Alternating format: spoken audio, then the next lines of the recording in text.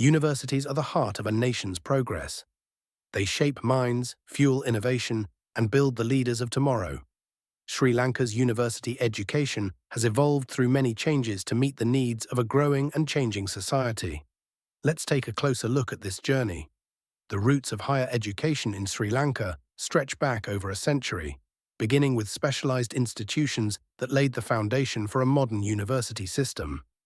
1870. The Ceylon Medical School was established in Colombo, marking the beginning of formal higher education in the country, focusing on medical sciences. 1874. The Colombo Law College was founded to produce legal professionals, reflecting the growing need for educated administrators under colonial rule. 1921.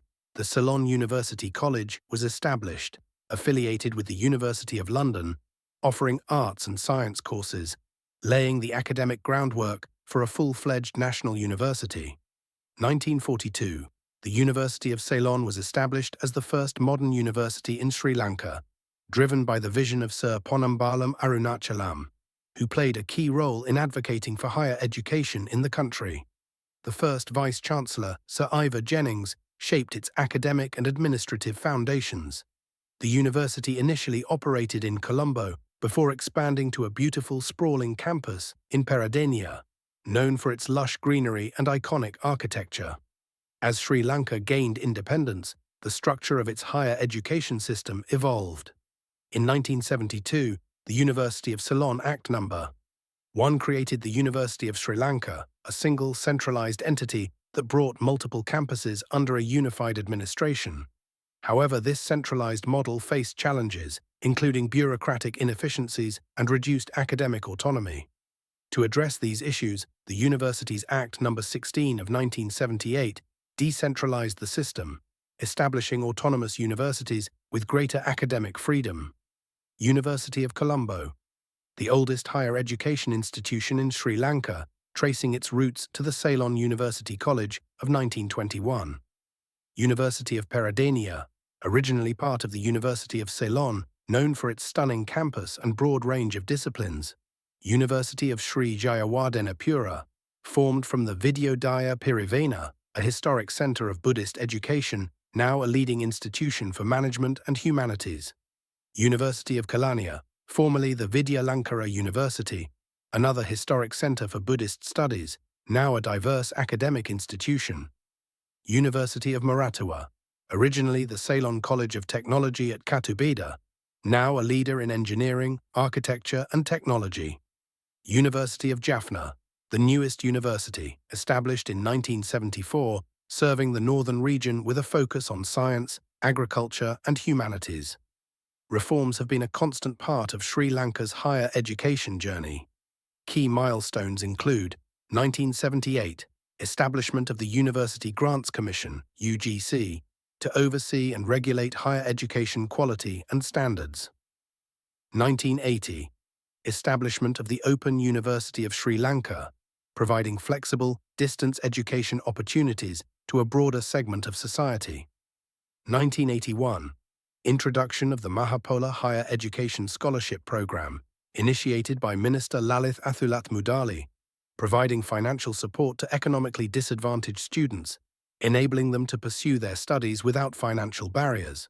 Shift towards mass education with the expansion of student intake and diversification of academic programs to meet emerging industry needs. 2005, establishment of the Quality Assurance Council, QAC, to strengthen the internal quality assurance mechanisms of universities and ensure continuous improvement. 2011 to 2016, implementation of the Higher Education for the 21st Century HETC project, funded by the World Bank, aimed at enhancing the quality, access, and relevance of higher education with a focus on research, technology, and employability. 2015, introduction of the Sri Lanka Qualifications Framework by the UGC to standardize the quality of academic awards and improve transparency in higher education. 2019, focus on digital transformation, industry partnerships, and international collaboration to prepare students for the 21st century workforce. Emphasis on technical and vocational education to address skills gaps and reduce graduate unemployment. Sri Lankan universities have also implemented several best practices to enhance student outcomes and overall educational quality. Career guidance units, supporting students in career planning, soft skills development, and job placements. Student-centric learning, emphasizing interactive learning methods like problem-based learning, flipped classrooms, and experiential learning. Industry-university partnerships, providing real-world experience through internships and collaborative projects. Entrepreneurship development, encouraging startups through innovation labs and mentorship programs. Inclusive education initiatives, expanding access through targeted scholarships and financial aid like Mahapola. Green campus initiatives, promoting sustainability through energy efficiency, waste reduction, and green building designs. Despite its rich history and many achievements, Sri Lanka's higher education system faces significant challenges that affect its growth and effectiveness. In this documentary, we interview state university students to understand the challenges of the university system from their perspective. So, what do you think is one of the biggest challenges for university students in Sri Lanka? I think one of the main challenges is the lack of university placement. Even if you pass your A levels, it is tough to actually get into a university because there aren't enough spots everyone. That's true. How about the facilities and resources in universities? Yeah, that is the another issue.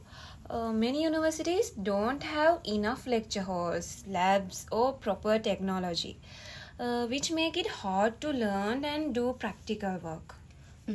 Do you feel the courses you study match what employers expect in the job market?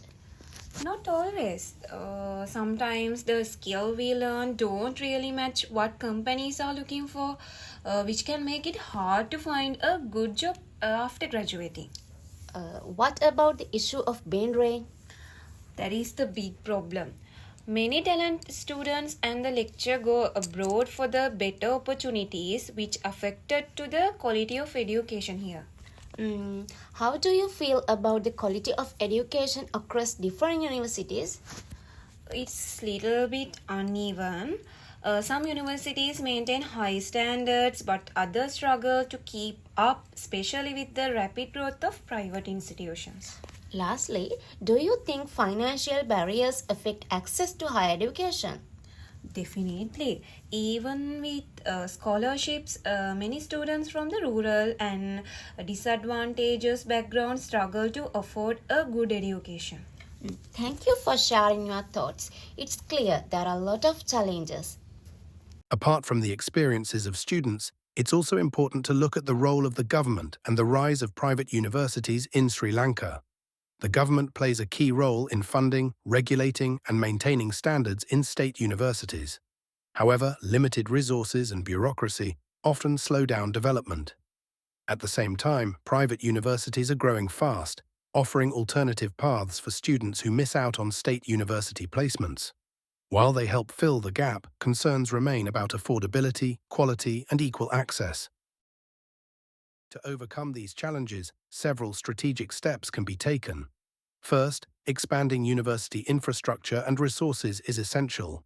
This means investing in modern facilities, technology, and research labs to provide a stimulating learning environment. Second, curriculum reforms should focus on aligning academic programs with industry needs. Introducing more practical skills, internships, and vocational training can help graduates become job-ready. Third, enhancing quality assurance processes by strengthening bodies like the Quality Assurance Council will ensure consistent academic standards and continuous improvement.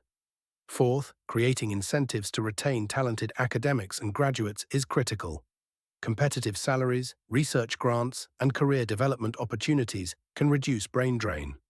Fifth, broadening financial aid programs such as scholarships and student support services will help bridge socio-economic gaps and promote inclusive education. Finally, fostering stronger partnerships between universities, industries, and international institutions will enhance research collaboration, innovation, and global exposure for students and staff. Furthermore, to build a globally competitive system, Sri Lanka can learn from the best practices in the world. Singapore's talent pipeline strategy. Singapore offers extensive scholarships to top students and guarantees them government jobs upon graduation, creating a highly skilled public sector workforce. It also partners closely with industries to ensure graduates are job-ready. Finland's student-centered approach.